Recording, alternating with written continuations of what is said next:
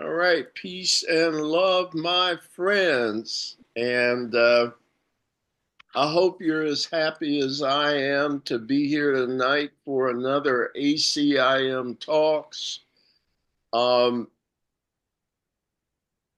from a facilitator or leader perspective, I look forward to these sessions mainly because of how they make me feel. And it's like for a little while, I get into just a joyous space that's hard to explain. But from your participation, I think you guys already know what I'm talking about. And this Course in Miracles book, there are a lot of writings out there, and no disrespect to any of them. I just enjoy working with this material, and it puts me into a very happy place. And so I'm glad to be here every week. As you know, we alternate our study. We're doing right now, we're alternating each week between selections from A Course in Miracles per se and our book study that we're doing called Unity and A Course in Miracles.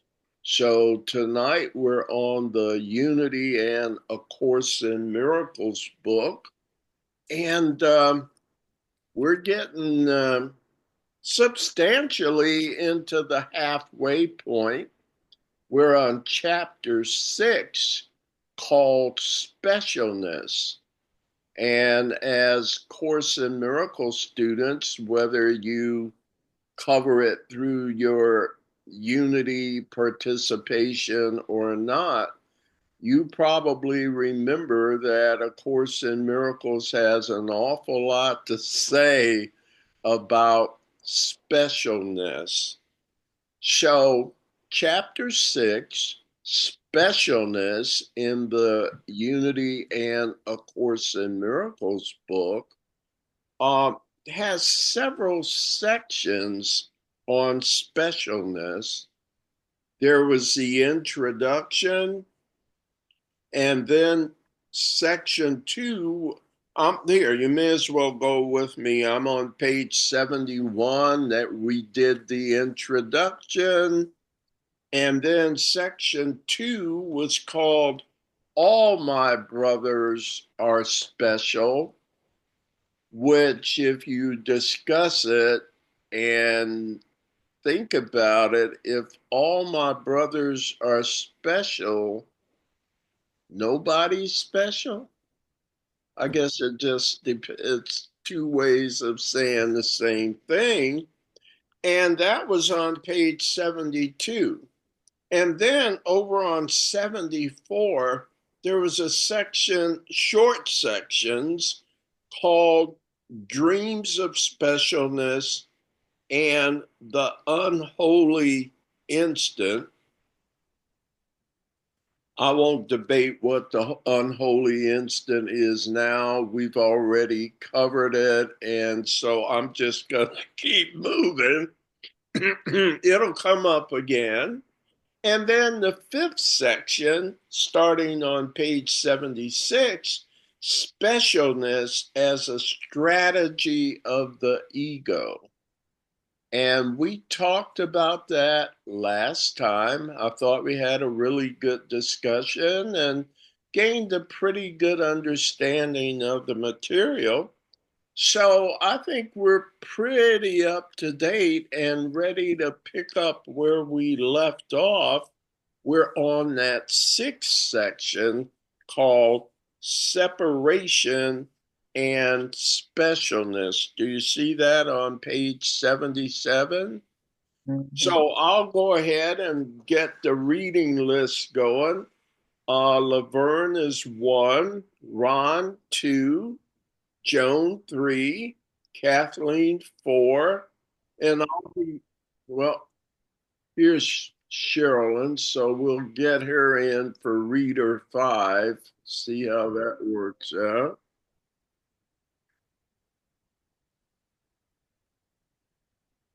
Give her a minute here. All right, Sherilyn, yeah, there you go. How's it going, sister? Sorry, I had my nose in a book and time got away from me. Well, that's all right. Good thing you have a support system that's It willing to is. even Thank call you up I know with I get a personal reminder. attention. Yeah, so you Thank you. must be pretty highfalutin to have that sort of attention to Well, you. I guess I am. All That's right, mighty important. all right. You got your Unity and A Course in Miracles book. Yes, I do. We are just getting ready to start. We're on page Okay. 77, near the bottom of the page, and the Yes, sir. title is Separation and Specialness. Yes. And you'll Got it. be reader number 5 after Kathleen. How's that? Okay. That's fine. All right. Well, I think we're good to go, right, Mhm. Laverne? All right, separation and specialness, A Course in Miracles. Separation and specialness inevitably led to the loss of peace, hate, anxiety, despair, guilt, attack, and pain. In looking at the special relationship, it is necessary first to realize that it involves a great amount of pain. Anxiety, despair, guilt, and attack all enter into it, broken into by periods in which they seem to be gone. All these must be understood for what they are. Whatever form they take, they are always an attack on the self to make the other guilty. Read some Should I? more and then we'll talk. Okay. The demand for specialness and the perception of the giving of specialness as an act of love would make love hateful. Pursuit of specialness is always at the cost of peace, but the pursuit of specialness must bring you pain. We have said that to limit love to part of the sonship is to bring guilt into your relationships and thus make them unreal. If you need to separate out certain aspects of the totality and look to them to meet your imagined needs, you are attempting to use separation to save you. How then could guilt not enter? For separation is the source of guilt, and to appeal to it for salvation is to believe you are alone. To be alone is to be guilty, or to experience yourself as alone is to deny the oneness of the Father and the Son and thus attack reality. It's well finished. Okay. Because of guilt, all special relationships have elements of fear in them. This is why they shift and change so frequently. They're not based on changeless love alone. And love where fear has entered cannot be dependent upon because it is not perfect. All right. Thank you for doing that section. Comments, ladies and gentlemen. What's standing out to you, if anything? Or did you already know this?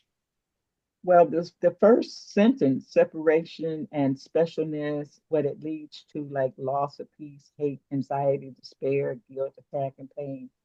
Uh, that is, I feel like the world is kind of like in that space right now, and that it doesn't work for everyone. A world that doesn't work for everyone is not a good place because that's what it leads to um, when you're separated. So Mm-hmm. Mm-hmm. I, I just thought that was something to think about. Mm-hmm. Mm-hmm. Mhm. Thanks, Laverne. Anyone else? Any comments? Anything that stands out that caught your attention? One of the things for me was on page 78. As a matter of fact, I think that's the one I put at the top of our agenda. It says the demand for specialness Yeah. and the perception of the giving of specialness as an act of love would make love hateful. That's odd. That's doesn't seem to be what the world teaches. Doesn't the world say in order to make our life complete or something like that, we need to find our special someone? That's the opposite of what seems to be said here. So that struck me. The other thing is they say in no uncertain terms that specialness will always bring about anxiety, despair, guilt, and attack. Right. Remember, that's, yeah, but Yeah. Yeah, because to me, you have this kind of like a low self-esteem when you feel that you need to have someone to complete you, Yeah. that you Or need to something. have that special love for completion. It the course says we're perfect as God created us. Right. So I must have that little low self-esteem or not feel that I'm perfect if I need someone to complete me. mm-hmm. Makes sense to me. The rest Mhm. of you Mhm. following Yeah, Laverne's logic? Who yeah, was, it's like you don't have the ability of self-love yeah. because Yes. you're Yeah. searching for something else to complete you as Right. opposed to allowing just just completing yourself. So if I'm Yes. searching for my other half, the implication is I'm only half. I need something else to make To me make you complete. whole. Well, you need validation from someone else Mm-hmm. as opposed Mm-hmm. to going within.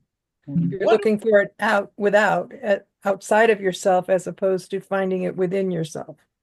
Right. And the other thing is to extrapolate even further, Kathleen, why do you need to find it at all? You Whether don't. it's But it's outside or inside. yeah, you don't because you already are special. Yeah, all my brothers are special. I'm thinking about that one. The other thing here that came up several times that I thought maybe we should talk about is the word guilt. Do you see how many times Hmm. it talks about guilt? At the top, it says, whatever form they take, they are always an attack on the self to make the other guilty. And then I'm looking, we have said that to limit love to part of the sonship is to bring guilt into your relationships. And then further down, just before it gets to the unity one, it says, because of guilt, Yeah. all special relationships have elements of fear in them. Why, what's guilty for what is, uh, Well, what is this guilt? not It, being good enough or not feeling worthy enough of self-love. Yes. why? Why is it that we don't feel worthy. Because ego has undermined us. Excellent. I may as well, here, y'all got your Course in Miracles books? Yep. Yes. Because Yep. it kept reminded me of a kind of major theme that I've written about and discussed before. If you have your course books, go to chapter 4, page 55, and then go to paragraph 9. And let me read this. Is everyone there? I think Joan went to get her book, maybe. Okay.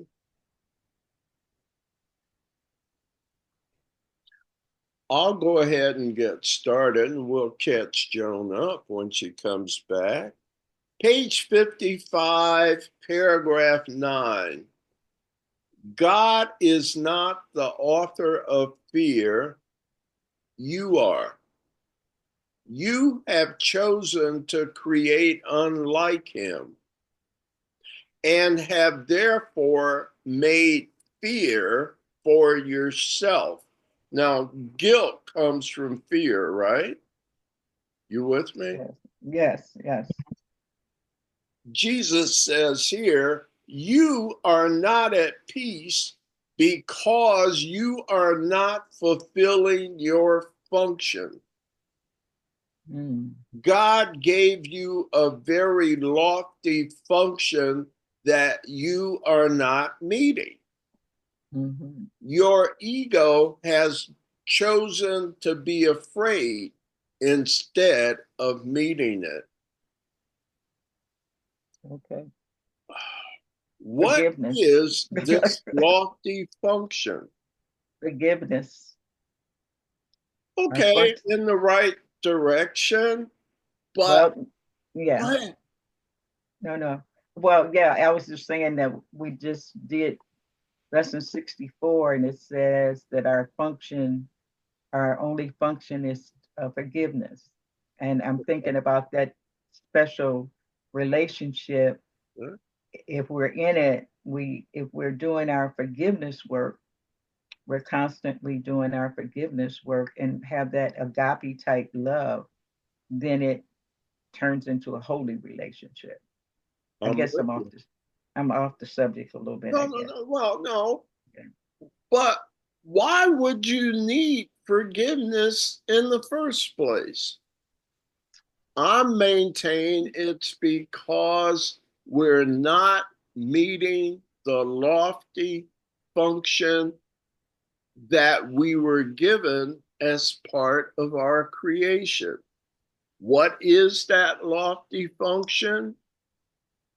To be what you are all the time. No exception. And what does the Course say we literally are?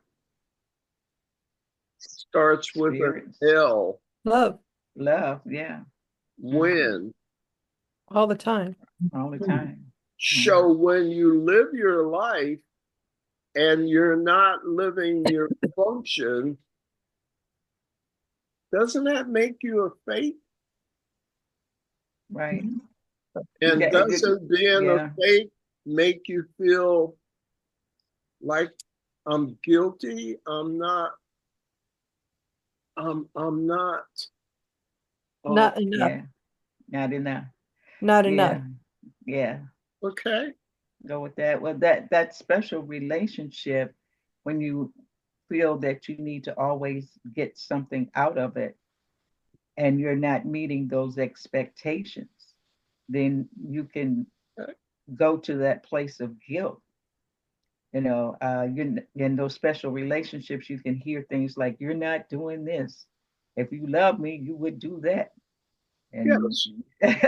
But what we're starting is kind of a slippery slope here that you're acting out rather than just being yourself. Okay. I can't love everyone all the time, So I'll do it sometimes. I'll pick and choose. I'll love sometimes. I'll hate sometimes. On all the things in the middle. So if I'm if when I'm not loved,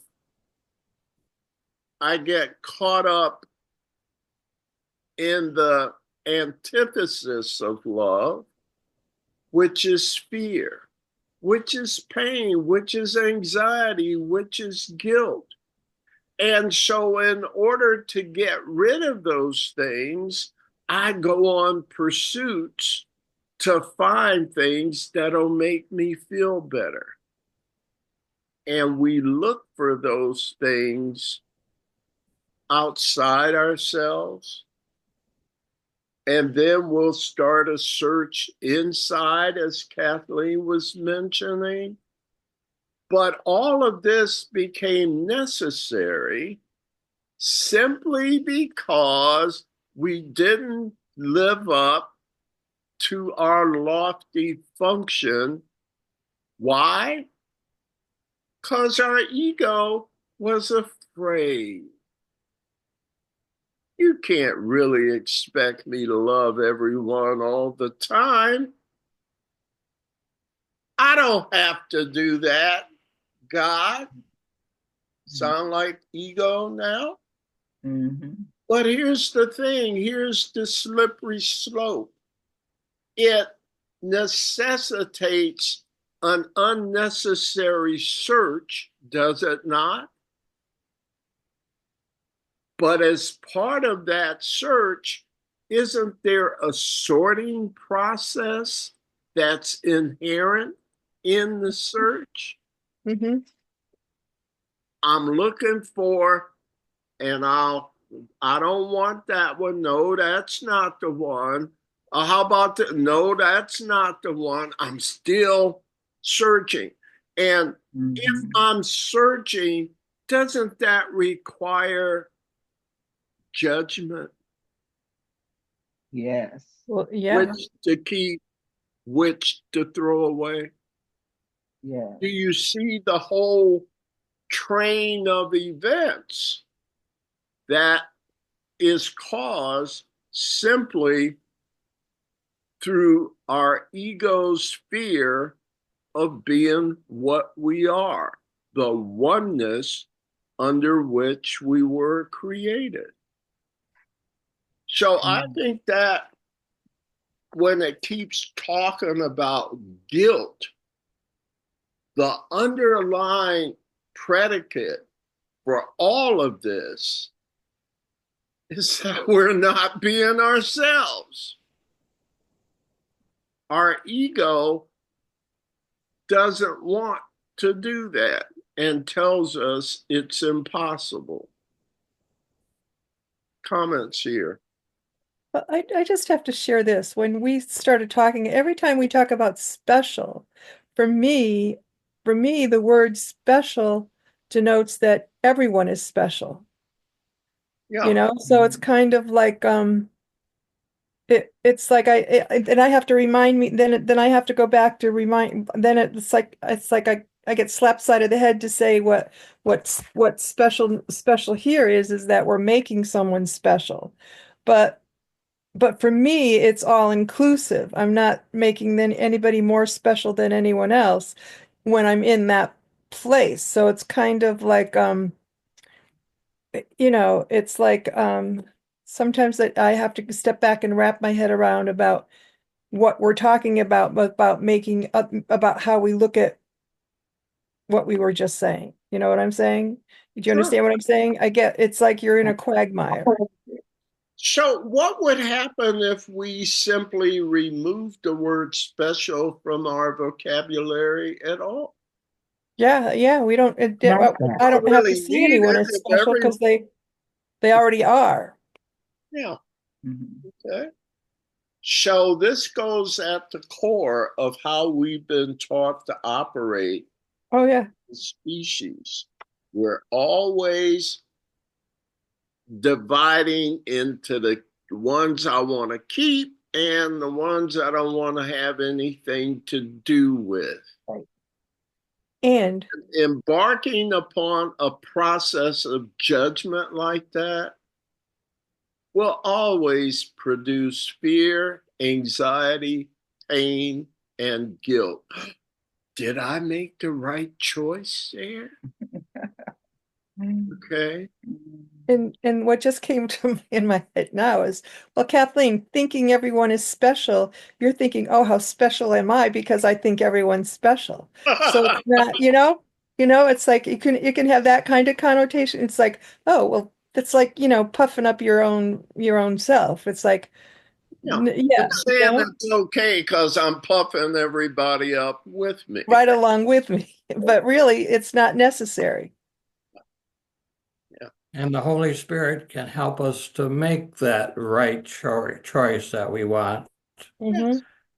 And if the rest of the course's premise is true, that love created me like itself, that I literally am what my creator is, and my creator is love.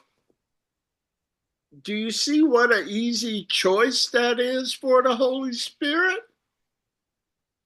It's not complicated.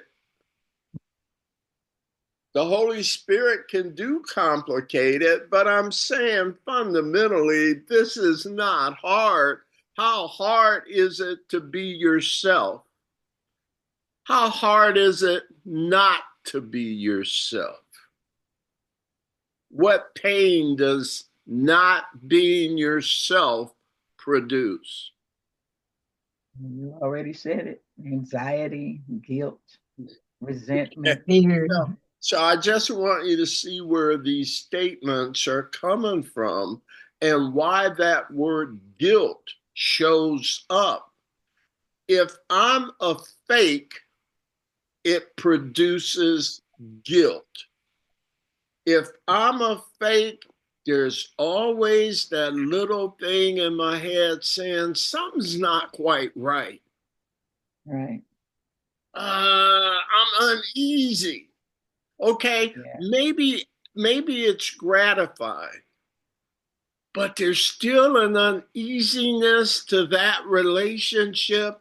Remember at the top it said, and attack all enter into it, broken into by periods in which they seem to be gone. You remember when you found that special love and everything is going to be bliss from here on out? I found my special love. Well, the road isn't as easy and with that special love as you might have thought, unless you've allowed the Holy Spirit to change that special relationship into a holy relationship. And we'll talk more about that later. But how are we doing on what we've read so far? Yeah, good. Okay. Did we talk about it too long or? No, that's good. All right. We Yeah, are. I was gonna Yes, say one more thing about the fear thing, yes. in that subconsciously, we have this fear and guilt because if we're not ourselves, that means we're not like spirit, we're not like love, we're not like God. So we're attacking God if we're not like God, and that's where a lot of the guilt comes from. And if you're attacking God, what are you attacking? It starts with a L. Love. Oh, How can you gain love and attack it at the same time? Crazy. But we go out and talk to our brothers and sisters, and they'd say we're crazy. Anywho, thank you, Laverne. Everybody good? Yeah.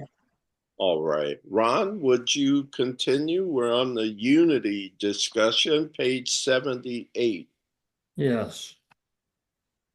Unity writings, published and unpublished, have similar things to say about separation and guilt.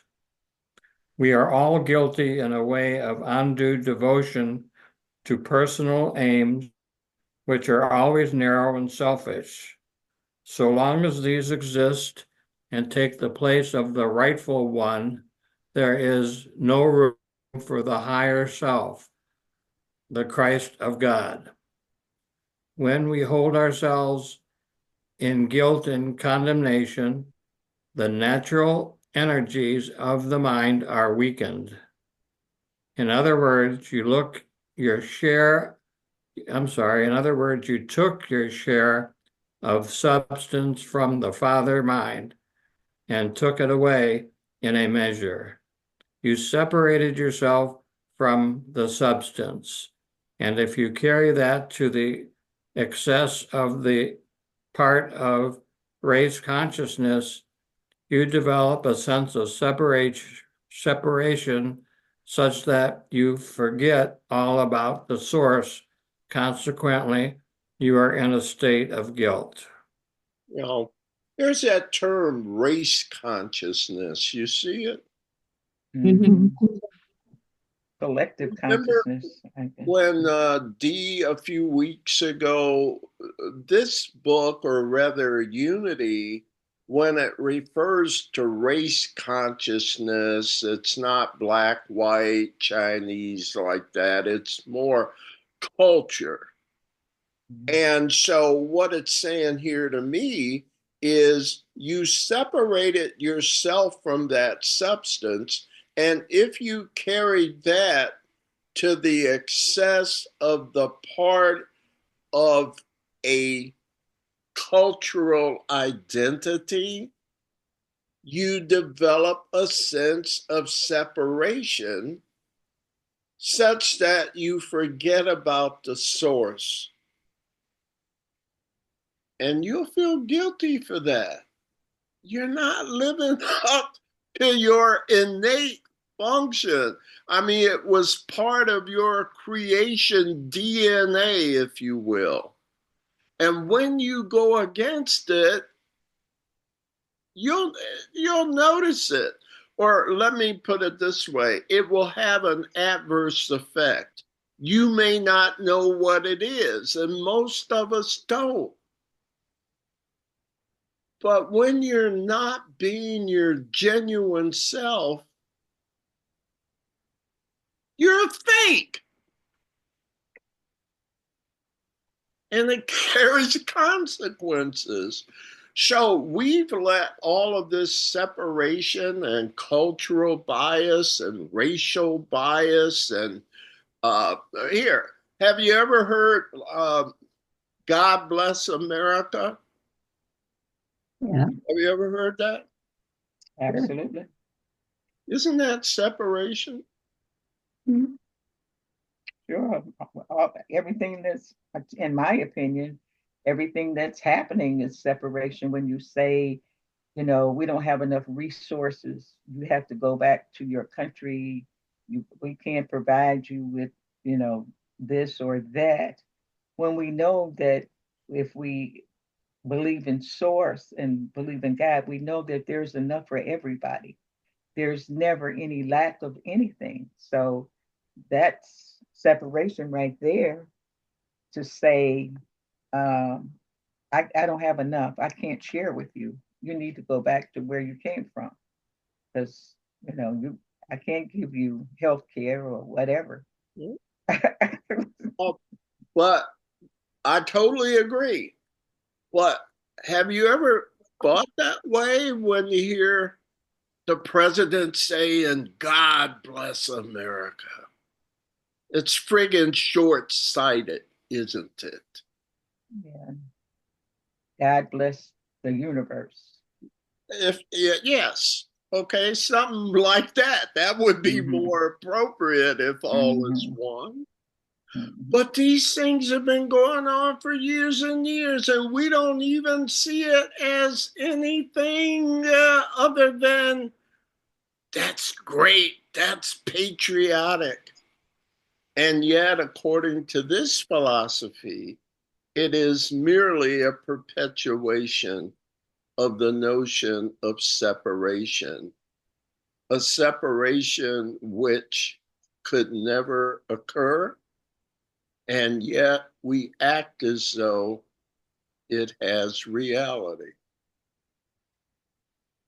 Is there more on the, oh, anything else on what Unity was saying there? One of the things I wanted to bring out with the Unity quotes, have you noticed that the language, the colloquialism of the Unity writings are reflective of an earlier time? Right. And for me, it makes the Fillmore stuff a little bit harder for me to get into and adjust to.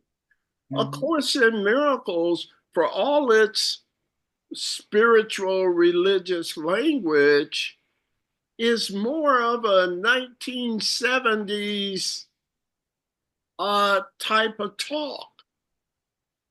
And so I used to wonder why Fillmore was so hard for me.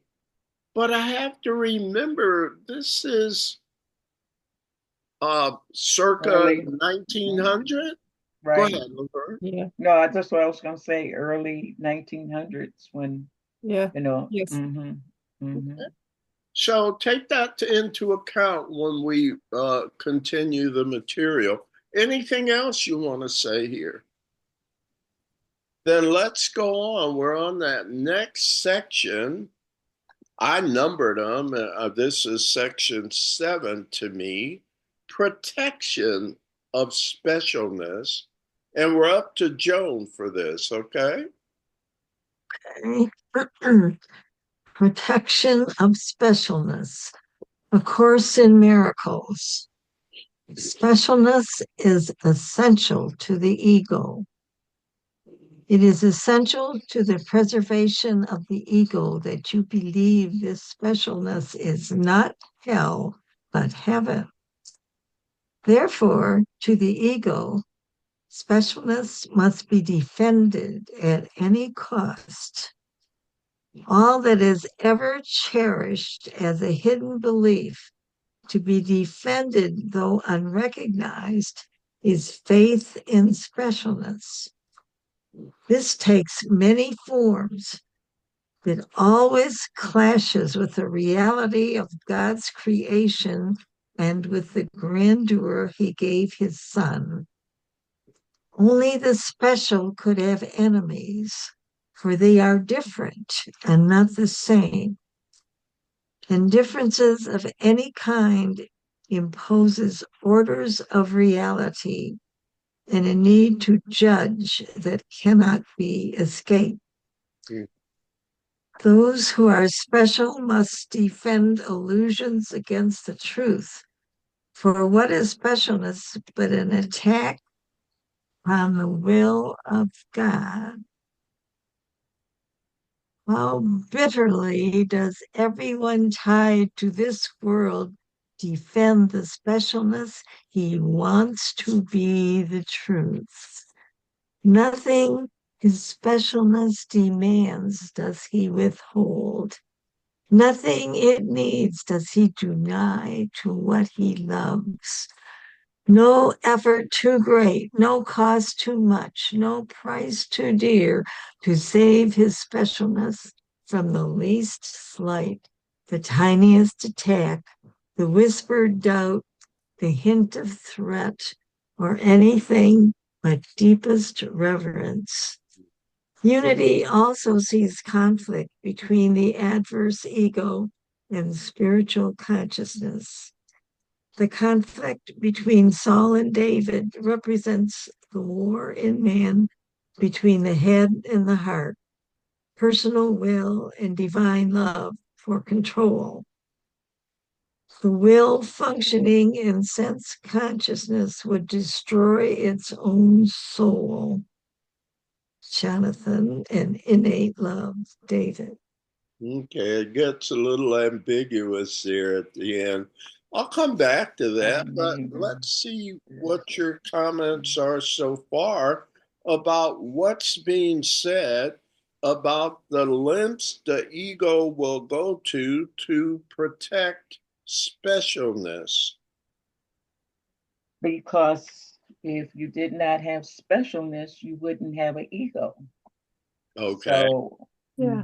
Its very life, quote Yeah. unquote, is threatened. Mm-hmm. Its technique is to make you think that specialness is not hell, it's heaven. I'm going to live happily ever after when I find that special love, special someone, and we'll fly off into the sunset to paradise. Yeah, right. All right. Okay. I mean, it has to entice us with a happy thought, a happy outcome. And yet, we've already determined the outcome is always some form of fear, some sort of hell. So, one of the things the ego has to do is convince us that specialness is not the way to hell, it's the way to achieve heaven. That tricky, clever, deceitful, devious ego. Least it's consistent, and it's as smart as you are since you made it, right? Just in the wrong direction. Okay. Other comments here. I'm sorry, I'm talking too much.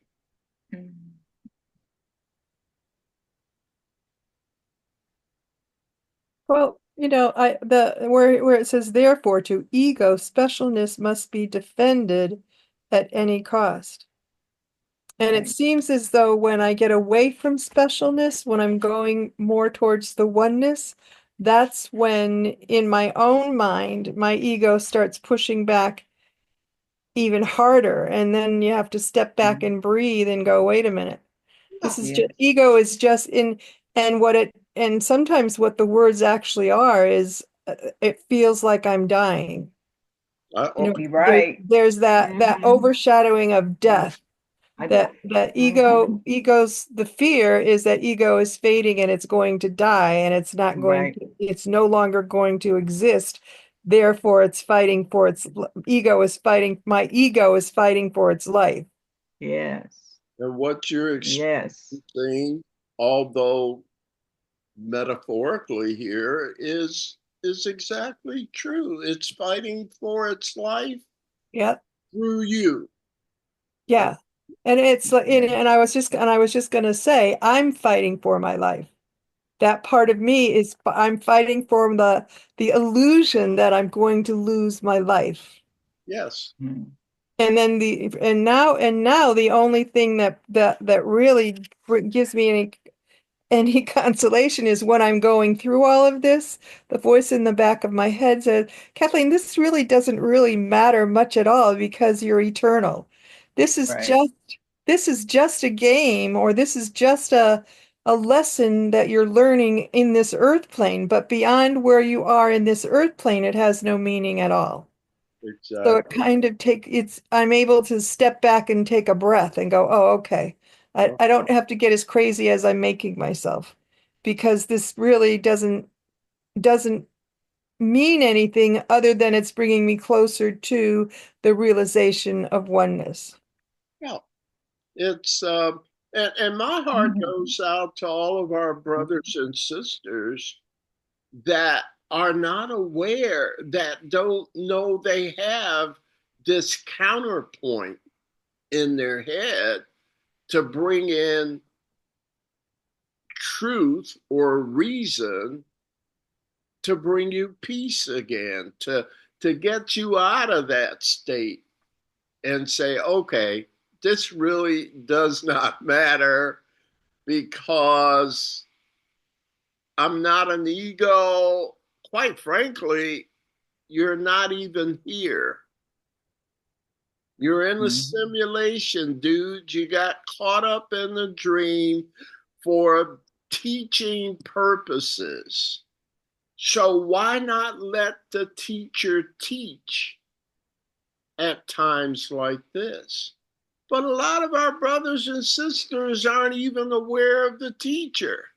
Yeah. And so Yeah. to them, the fear is so real. Yeah. Yeah. My heart goes You know, out, and I used to be just like them.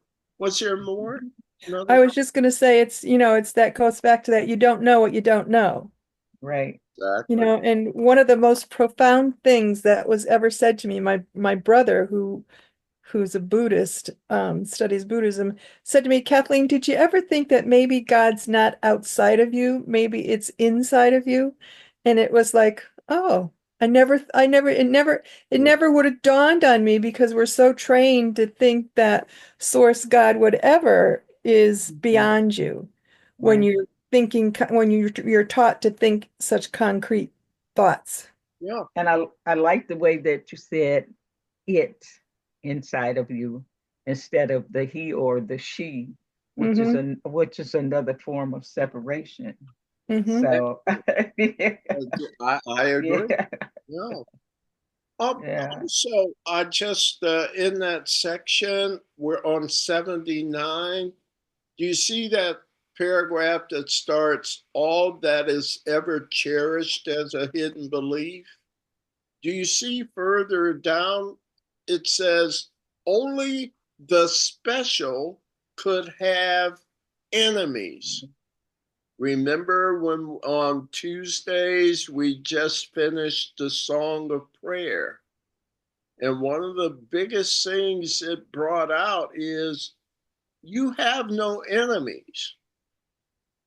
Even your ego having you pray for your enemies is still misguided. How can you pray for your enemies if you have none? Mm-hmm.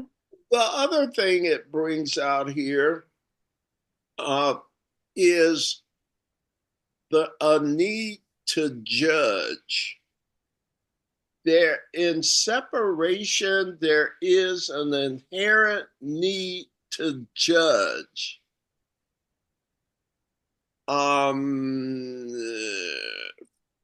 Some are things are different, some are good, some are bad, right? Which ones? I only want the good ones. Okay. Now, how do I Ah, choose the good ones? Is it how they look, what they say, where they live, what their beliefs are?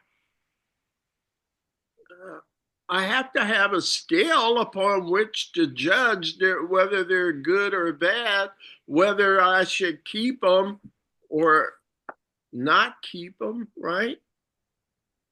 So I have to take upon myself the function of judgment. Mm. I'm totally incapable of that.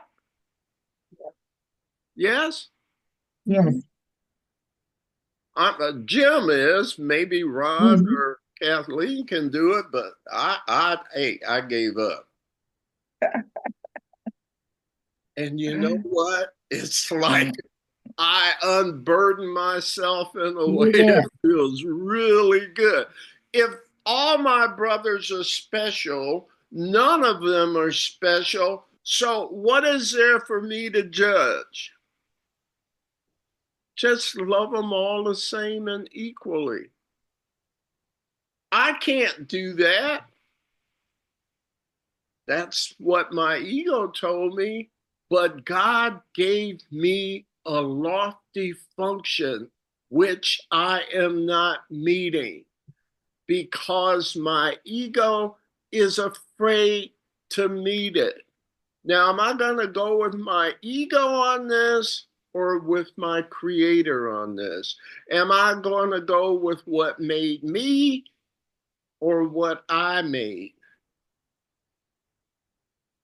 It's decision time, but Yeah, go with what created you or it's an easy what you choice. made. Mm-hmm. Yeah, when it's been properly explained.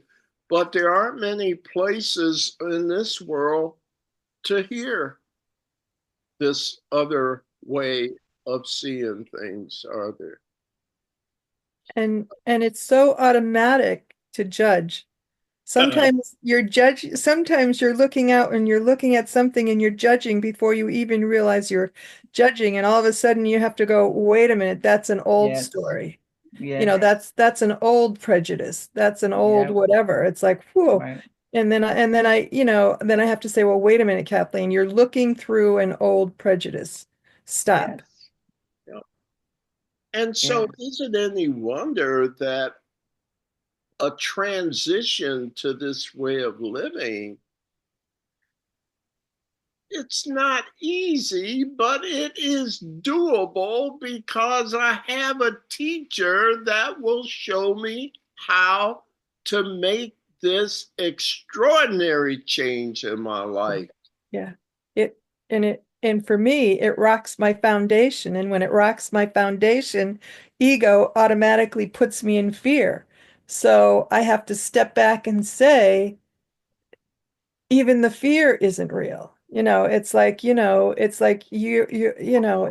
like just makes sometimes I Mm-hmm. just have to step back and breathe and say, okay, and have to remember to ask the Holy Spirit to guide me and to give Yes. up that control. And sometimes Mm-hmm.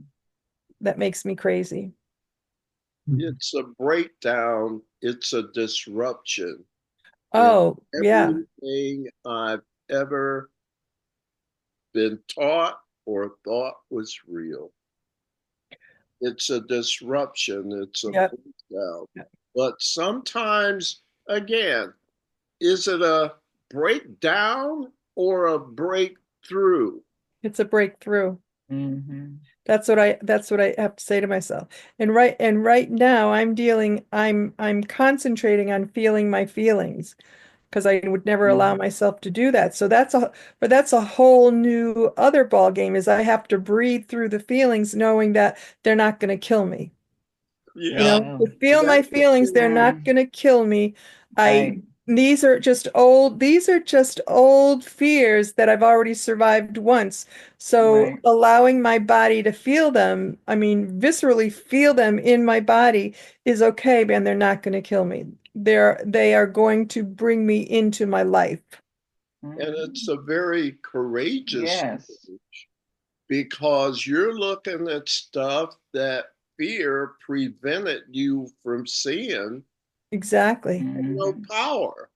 Mm-hmm. Exactly. But you couldn't see that because you wouldn't deal with it. You Yes. Yeah. run from it. Now, Yes. what is it that would be afraid of it and run from it? It starts with an E, doesn't Yeah. it? Yeah. Yeah, the Yeah. ego. Well, Mm-hmm. that the ego is not me, and that's what I'm learning. And so I Mm-hmm. can strike out with new ways and new approaches and new levels of courage that not only benefit me, but make me feel better because I stood up straight instead of running away. And it's realizing that the ego functions from survival. It puts you in that place of constantly of survival. Yes. And I don't have to live my life that way. I don't have to survive anything because I already am. That's, Love that. lesson, is it 31? I am not a victim of the world I see. Mm-hmm. I invented the world I see. Mm-hmm. And that says it all. It's night and day between what reality is for me. Yeah. And And so now I don't run from it, I embrace it. yeah. Yeah. And you can also paraphrase that and say, I am not a victim of the world I think. Yeah, that's Absolutely. that's pretty profound. Absolutely. Mm-hmm. Well, I'll tell you, Mm-hmm. this may be a Mm-hmm. good place to stop because we're getting to another section here on page 80, right? Mm-hmm. Mm-hmm. Um, is this study worthwhile so far? I know we put a lot of time in it. Yeah, Are you it satisfied? works for Yeah. me. Yeah, Yep. I see Ron Mm-hmm. shaking his head. And what do you think, Cheryl and White? Yeah, we gotta keep going. Repeat and repeat till we get it. Right, Till, right. till it gets in us or whatever you want to put it. Yes, So And yes. that thing about fear that you were talking about, Kathleen, if you just let it go, it will Mhm. go. But Mm-hmm. if I keep and the Oh whole yeah. time Yeah. Yeah. and I used to focus is Yeah, I yeah. used to say to my nieces, if you're going to be in a bad mood, be in a good bad mood. Enjoy it. Stomp your feet. Have a great day being in a bad mood and then let it go. Yeah, Yes, let's move it yes, along, yes, okay? Yeah, because yeah, yes. if you fight against it, it's going to stay visiting you for an awful long time. yes. Absolutely, It's absolutely. like here there are always clouds, but then the sun always comes out again. Yeah. So why are you so surprised when a cloud shows up? Mm-hmm. Mm-hmm. Wasted energy, I found out. Mm-hmm. Wasted energy. All right. Well, I won't keep you guys. You've Mm-hmm. done a sparkling job as usual. And all the folks that see us on YouTube are going to be so grateful for you, as am I. You have any final Mm. comments you want to Just say? thank you. Oh, you're absolutely welcome, and thank you back. Um, my thanks to all of you. Keep smiling. You've got Yeah. good reasons to smile, right? Mm-hmm. And here's Mhm. the other thing, keep smiling because it's contagious to others you meet. Okay? Mhm. So Mhm. you're not only saving Mhm. yourself, but you're saving them as well to see a And Mhm. yeah. wonderful person like you. And Listen, when you smile, you automatically lift your energy. Yes. vibration, right? Yep. Hey, are you guys familiar with the Kybalion? Kybalion? I've heard talk of it, I'm getting, but, I'm but thinking of, why do you have a copy or something there, Cheryl? well, you've sent me the film Oh yeah, I've sent you information. guys some videos based on the Kybalion. Yeah. It's a relatively small but deep book, and Yeah. I'm thinking maybe putting it on our list to do a book study Mm-hmm. of the Kybalion. So check it out, Google it or something. Anyhow, I digress. Let you get out of here and say namaste. Have a good Namaste. rest of the week. Namaste. mm-mm. Thank Have a you. blessed week, everybody. Thank All you. right. Thank Good you. night, y'all.